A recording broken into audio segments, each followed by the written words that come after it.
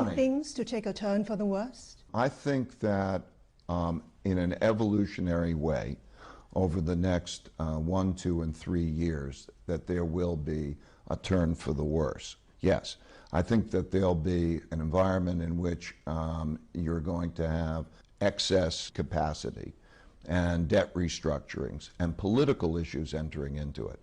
I think the elections that we're going to have in the United States will have an important bearing. It is a contrast or a conflict between the capitalists and socialists. I think we're going to see more of that. I think there's going to be an effect, a risk for capitalism and a need to Is monetize. a recession in the U.S. inevitable?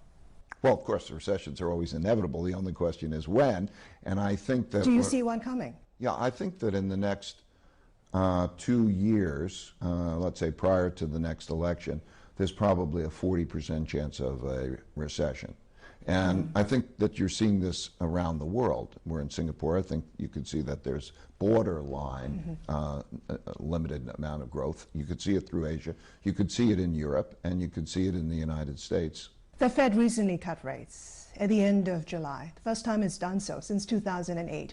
Where do you see interest rates? Do you think bigger cuts are needed at this stage? I think that, yes, I think you will see greater interest rate cuts as you start to see the world economy starting to slow down.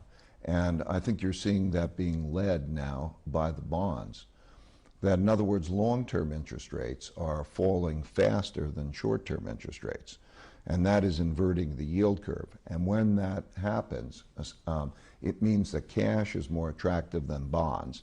And as a result, you tend to see then the movement toward cash and the slowing up of lending.